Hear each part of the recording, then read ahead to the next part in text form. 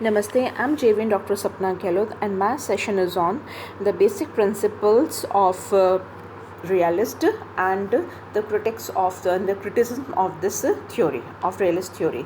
जैसे पहले आपने देखा था कि क्या है रियलिस्ट थ्योरी, क्या है यथार्थवादी उपागम, क्या है। अब हम इसको देखेंगे यथार्थवादी दृष्टिकोण के आधारभूत सिद्धांत और उसकी आलोचना।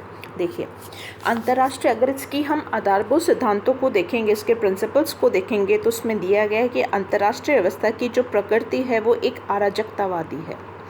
अंतर्राष्ट्रीय व्यवस्था में प्रमुख सक्रिय जो कार्यकर्ता है, यानी जो प्रिंसिपल एक्टर्स होते हैं, यू मीन्स जो कंट्रीज होते हैं, संप्रभु राज्य होते हैं। अंतर्राष्ट्रीय संस्थाओं और संगठनों का संप्रभु राज्यकर्ताओं का कोई प्रभाव, नियंत्रण और वर्चस्व नहीं होता। उपराष्ट्रीयता और बहुराष्ट्रीय वैचारिक सांस्कृतिक समूह के बजाय राष्ट्रवाद प्रभावी और राज्य के व्यवहार को परिचालित करने वाली प्रमुख विचारधारा होती है। राज्य अपने राष्ट्रीय हितों की पूर्ति के लिए संघर्षरत रहते हैं। राज्यों में दीर्घकालीन आपसी सहयोग अथवा मैत्री संभव नहीं है। राज्यों के ना तो स्थायी मित्र होते हैं और ना ही उसमें स्थायी शत्रु। राष्ट्रीय हितों का संरक्षण ही एकमात्र स्थायी मित्र होता है। राज्यों का सर्वोपरि लक्ष्य अपने सुरक्षा और अपने अस्तित्व की रक्षा है। राज्य अपने अस्तित्व की रक्षा शक्ति, खासतौर से सैनिक प्रकृति वाली शक्ति से ही करते हैं। राज्यों के शक्ति संबंधों को एक रिलेटिव पावर बनाम एक एब्सोल्यूट पावर के परिप्रेक्ष्य में अभिव्यक्त किया जा सकता है।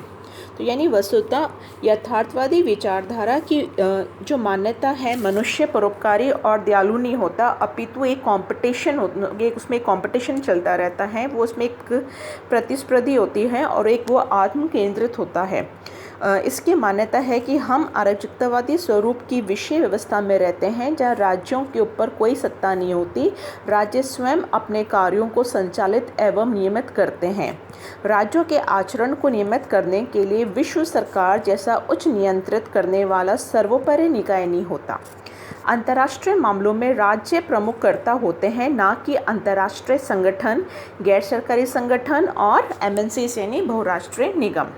राज्य स्वाभाविक कर्ता एक रैशनल एक्टर्स होते हैं जो अपने न्यस्त स्वार्थों के संरक्षण के लिए सदैव लालियत रहते हैं। यानी जो कंट्रीज़ होते हैं वो हमेशा लगे रहते हैं अपने किसी सेल्फिश इंटरेस्ट में कि हाँ ये मिलना चाहिए, हम ऐसे करें, हम आगे जाएं। राज्य का प्राथमिक लक्ष्य अपनी सुरक्षा है और अंतर्राष्ट्रीय संबंधों के संचालन में शक्ति की सापेक्ष भूमिका होती है।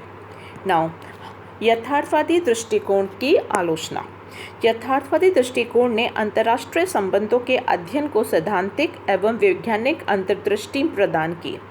यथार्थवादियों ने अंतर्राष्ट्रीय संबंधों को आदर्शवादी, कल्पनावादी पर्यावरण से मुक्ति दिलाई। ये अंतर्राष्ट्रीय व्यवहार को स्पष्ट करने वाला उपागम है तथा विदेश नीति निर्माताओं के लिए एक आधार प्रदान करता है। अंतर्राष्ट्रीय संबंधों में सामान्य सिद्धांत निर्माण की दिशा है कि एक महत्वपूर्ण प्रयास था। यथार्थवादियों ने ये दर्शाया कि जिस प्रकार अंतर्राष्ट्रीय राजनीति का व्यवस्थित अध्ययन किया जा सकता है तथा अंतर्राष्ट्रीय राजनीति को सिद्धांत के आधार पर, न कि घटनाओं या संस्थाओं के माध्यम से समझा जा सकता है। फिर भी यथार्थवादी उपागम आलोचनाओं से भरे नहीं हैं। इसमें कुछ ऐसी कमियां हैं, जैसे कि यथार्थवादी दृष्टिकोण शक्ति और सत्ता को अंतर्राष्ट्रीय संबंधों में निर्णायक तत्व मानता है, जबकि सच्चाई ये है कि सत्ता एवं शक्ति महत्वपूर्ण तत्व हो सकता है, लेकिन वह संपूर्ण नहीं है। नेक्स्ट, यथार्थवादी विचारधारा में कई असंगतियां हैं। शक्ति अथवा सत्ता की परिभाषा करना अत्यंत कठिन है, क्योंकि राज्य की समस्त शक्ति जितनी है, क्या है, वह नापना अत्यंत जटिल है, क्योंकि वह कई प्रतिक्रियाओं का परिणाम है। एक राजनीतिक केवल सत्ता की प्रतिद्वंद्विता से ही संचालित नहीं होता, वरन अंतर्राष्ट्रीय संबंधों में सहयोग को भी अपना विशिष्ट महत्व देता है। प्रतिद्वंद्विता और प्रतिस्पर्धा के स्थान पर सहयोगी प्रवृत्तियों का भी विशेष महत्व होता है। नेक्स्ट, यथार्थवादी शक्ति संघर्ष के स्थायित्व को स्वीकार करता है और अंतर्राष्ट्रीय संबंधों के क्षेत्र में साधनों तथा उद्देश्यों जैसे प्रश्नों के प्रति उदासीन है। यथार्थवादियों का ध्येय राष्ट्रीय शक्ति का प्रसार मात्र माना जाता था और इससे इनकी नीतियां शक्ति विरोधी समझे जाने लगी।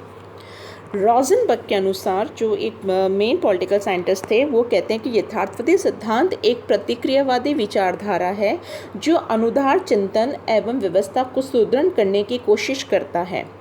इस सिद्धांत का जो पेंडुलम है वो बड़ा असामाजिक अराजकता और निरंकुश स्वार्थ सार्थक संप्रभुता के बीच झूलता रहता है और इससे किसी सार्थक निष्कर्ष तक पहुंचाने की आशा नहीं की जा सकती।